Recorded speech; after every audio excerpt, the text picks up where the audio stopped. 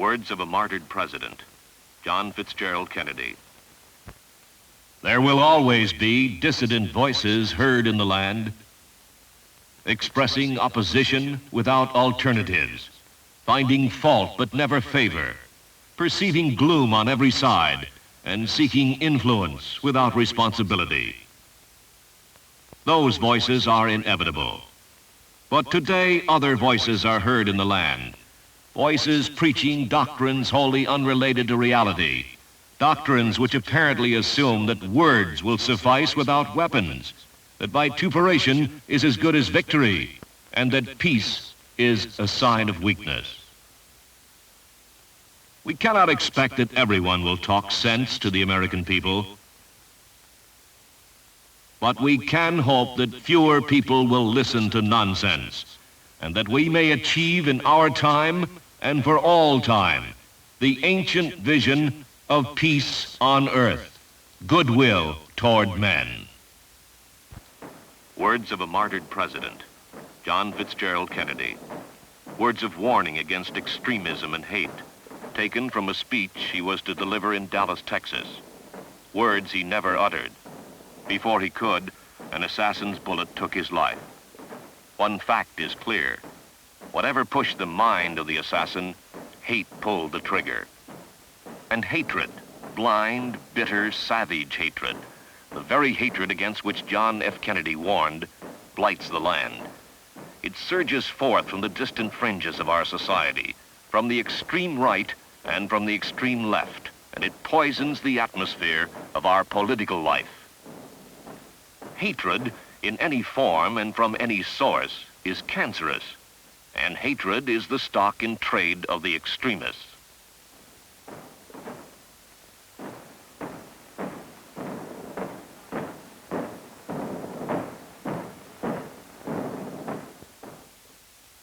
This is hate.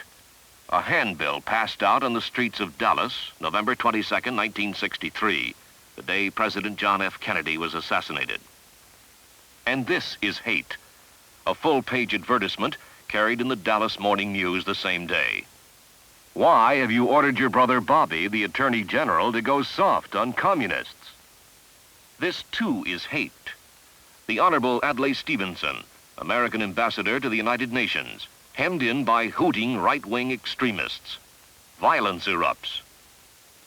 And this, Dallas, 1960. Vice presidential candidate Lyndon B. Johnson and his wife harassed by extremists. But Dallas is not unique. Hate is epidemic. New York City. The Honorable Earl Warren, Chief Justice of the United States, is picketed.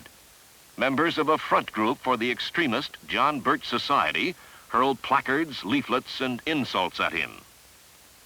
And Birmingham.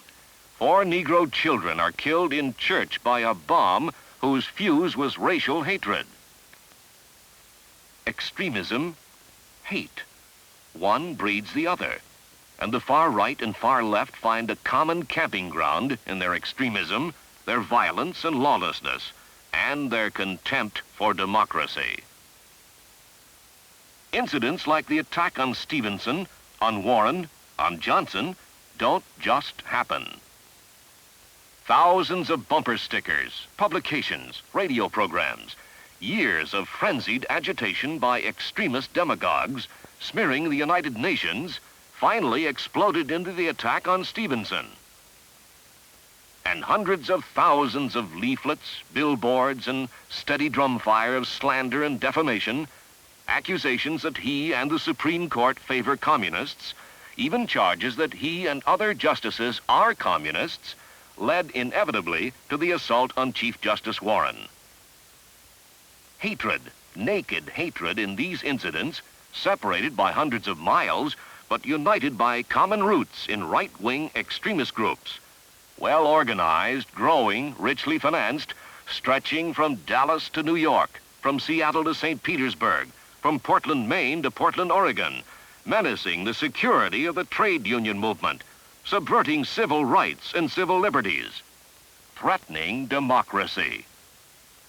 Today, right-wing groups number more than 3,000, claim more than 4 million members, and and millions of unaffiliated fellow travelers. The right wing has manpower. Money, too. Lavish donations from big business amounting to more than $10 million annually from thousands of individuals who think they have found a cause. Profits from the sale of publications to zealous followers. All these pour an estimated $25 million a year into extremist treasuries. Let's examine some of these extremist groups, find out what they say, what they stand for, why they are a deadly threat to progress and to our free institutions. Start with the John Birch Society. More than 100,000 strong, bigger than many international unions.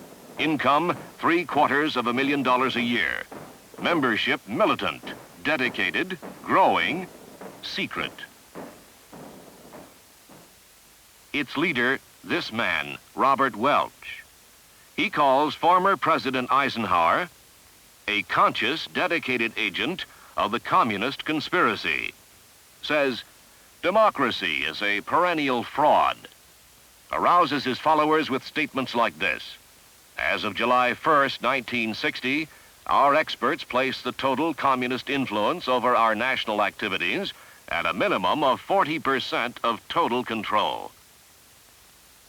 In the Blue Book of the John Birch Society, Welch draws a sinister blueprint for action, commands Birchers to conceal themselves behind hundreds of fronts, to grab control of parent-teachers associations and other civic groups, to intimidate and purge liberal educators and school board members, to gag liberal clergymen.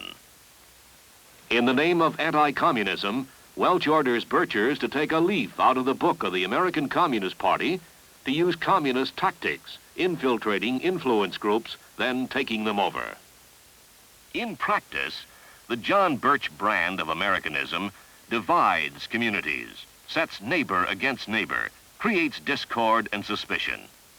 It even makes spies of school children.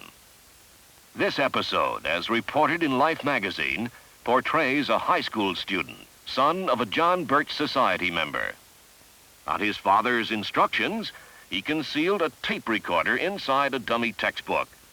He tried to trap his teacher into saying something the John Birch Society yardstick would measure as subversive. The aim, to get the teacher fired. The reason? She spoke favorably of the United Nations, assigned reading from liberal as well as conservative journals. This type of local fallout strikes countless American communities as a result of the explosion of hate and fear set off by the John Birch Society and other hate groups. Another key right-wing group, Americans for Constitutional Action. Two of its top 3 officers are also leaders in the John Birch Society. Politically aggressive, alert, effective. Its trained political workers swarm into the field in election years to help reactionary, anti-labor candidates for Congress. ACA distributes a voting index, awarding favorable ratings only to congressmen who oppose measures to improve Social Security, unemployment compensation, minimum wage, and all the other social welfare programs labor supports. These are the ACA heroes and how they rate on the voting records. Senator John Tower, Republican of Texas, 100%.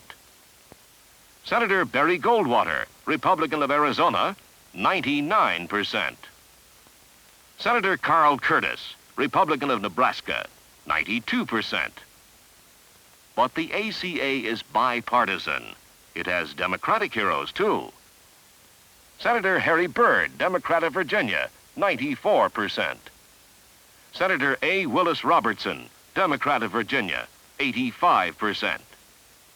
Senator Strom Thurmond, Democrat of South Carolina, 86%. A roster of reaction.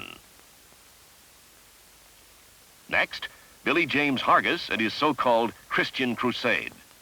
Hargis says, we are trying to take over both political parties.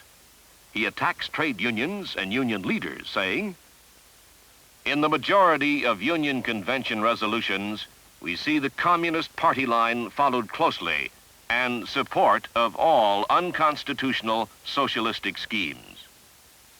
He tells his followers, "When in doubt how to vote in an election, you will probably be right 99 times out of 100 if you vote opposite of the way advised by union bosses." An oil billionaire from Texas, H.L. Hunt, estimated income $140,000 a day, heads Lifeline's foundation, still another major factor in the extremist movement. Lifeline's propaganda, attacking the federal government, the public school system, labor, and other institutions, reaches into millions of American homes through publications and daily radio and television programs over 324 stations. The White Citizens Councils are another force battering at democracy's foundations, merchants of hate playing on racial fears and prejudices to peddle other extremist merchandise. What is this line of merchandise? What are the right-wing hate groups selling? Take one item, so-called right-to-work laws. Just as the destruction of free trade unions has marked the ascendancy of both fascist and communist dictatorships, so the destruction of free trade unions is a high priority goal of American extremists, and one route toward this goal is the open shop. Walking hand in hand with other extremist groups is the National Right to Work Committee. One of its founders, E.S. Dillard, is a high figure in the John Birch Society. Most of its leaders are intimately tied to other right-wing organizations. In Kansas, leadership of the state group which put over an open shop law in 1958 was almost identical with the statewide high command of the John Birch Society. In Wyoming, pressured by extremist leaders, the state legislature ran through a right-to-work law in less than 10 days without benefit of public hearings. Let's take a look at the rest of the program the hate groups are promoting. They say, impeach Earl Warren. The real purpose, not to impeach the Chief Justice, but to enfeeble the Supreme Court itself, to prevent the court from protecting the civil rights and civil liberties of our citizens, to block court action, giving city voters equality with rural citizens through fair apportionment of election districts. They say, repeal the federal income tax. What they really want is to kill the progressive features of the income tax, to soak the poor and relieve the rich. They say, clamp antitrust restrictions on trade unions, repeal the wage-protecting Walsh-Healy and Davis-Bacon Acts. What they really want is to smash unions, to turn back the clock to the good old days when the individual worker was completely at the mercy of his employer. They say, end federal farm programs. They say, get the government out of education, health, housing, and other progressive programs. They say, scuttle the Social Security program, wage and hour laws, unemployment compensation. The public schools, they cry, are breeding grounds for communism. Their program for education, censor textbooks, gag educators, stifle dissent, thought control. Remember him? They say, tear down the whole structure of social welfare Franklin D. Roosevelt helped to create.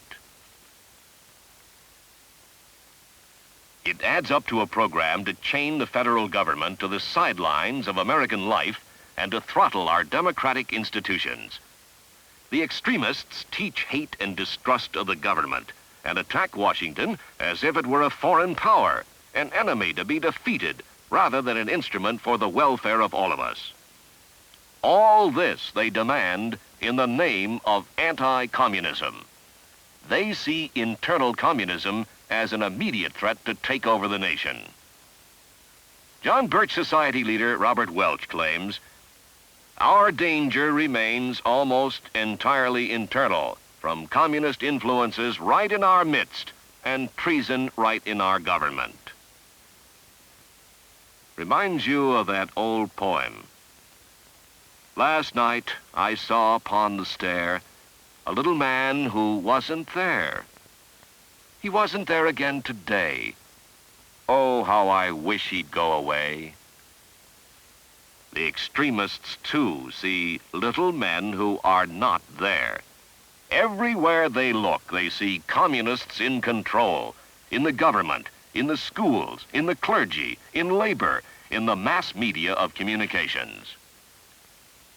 Yet J. Edgar Hoover, director of the Federal Bureau of Investigation, says, "The cause of communism is well served by the hate-mongers, the lunatic fringe, and others who preach a doctrine of malice and intolerance toward their fellow man. These venomous fanatics, whether they are extremists of the left or right, are carriers of a highly infectious disease. They have brought forth the bombs and ignited the flames that have killed decent Americans and even innocent children. They are a national disgrace." We've described the domestic program of the hate groups. How do they feel about the rest of the world? They say, get the United States out of the United Nations and the United Nations out of the United States. They say, stop foreign aid. They say, drop negotiations with other nations. Some of them even say, drop the bomb. Before they do, however, let's see what the right wing is like. It can be compared to a large building, cellar, main floors, and finally the penthouse. Start with the cellar, the American Nazi Party, a familiar symbol of horror.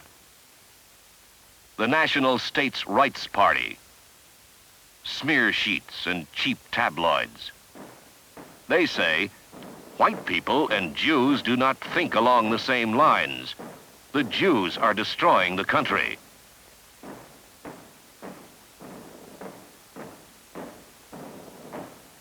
Or, it is proven the world over that black and yellow skins are signs of mental and spiritual inferiority. Takes you back a few years, doesn't it? Remember? The master race? Move up to the main section of the building now. Here we find slicker, more expensive-looking publications. American Opinion, magazine of the John Birch Society. Inside, a great lady, Mrs. Eleanor Roosevelt, is slandered. Says writer Westbrook Pegler, that woman was as bad as her idolaters said she was good, as cruel as they said she was benign, as selfish as they said she was generous. There are others, many others. Leaflets and brochures, too. They flood the land by the millions. Tabloids, smear sheets, magazines, leaflets. But that's only the beginning. The extremists spew hate over the airwaves straight into the living rooms of America. This map shows some of the more than 500 communities where daily or weekly right-wing radio programs are carried. Mannion Forum, 313 stations. Lifelines, 324. Dan Smoot, 133. Billy James Hargis, 200. Reverend Carl McIntyre, 527. In all, more than 6,000 extremist broadcasts a week. Now, let's take the elevator to the penthouse. There's a little more sophistication and a little less hysteria. Up here, Human Events and National Review, two influential, widely circulated publications. They attempt a more dignified approach. But the welfare of working people bows to the property rights of business, and the federal government is still the enemy. And so this is the building that houses the extremists. They have neighbors. The neighbors are not hate peddlers, but they share a common goal: reactionary government. AMPAC, the American Medical Political Action Committee. Medical men steadfastly guarding the health and welfare of the American people? Or political medicine men selfishly hoarding their status and privilege at the expense of the people?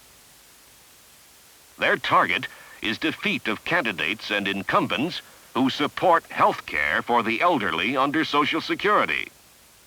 In Wisconsin, they lined up with the John Birch Society to support an extreme right-winger opposing Liberal Representative Bob Kastenmeier.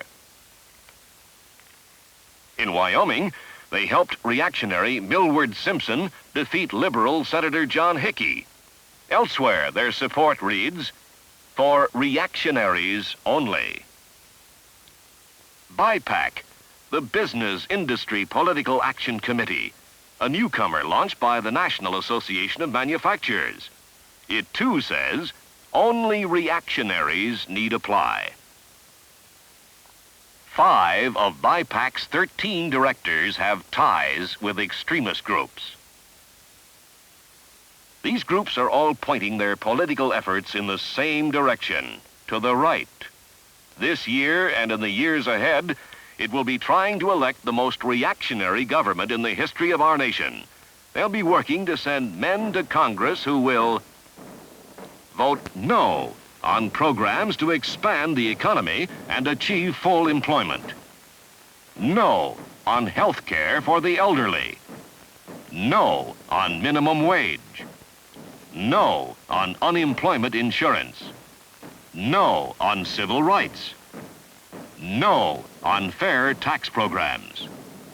No on public housing. No on improved Social Security. No on aid to education. They're wasting no time. The purge list of liberals is already compiled. Senator Quentin Burdick, North Dakota. Senator Vance Hartke, Indiana. Gore, Tennessee. Hart, Michigan. McCarthy, Minnesota. McGee, Wyoming. Moss, Utah. Muskie, Maine. Williams, New Jersey. Yarborough, Texas. Young, Ohio. These and other liberal senators and scores of progressive congressmen.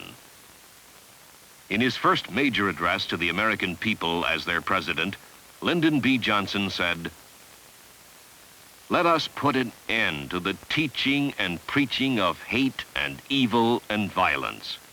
Let us turn away from the fanatics of the far left and the far right, from the apostles of bitterness and bigotry, from those defiant of law and those who pour venom into our nation's bloodstream."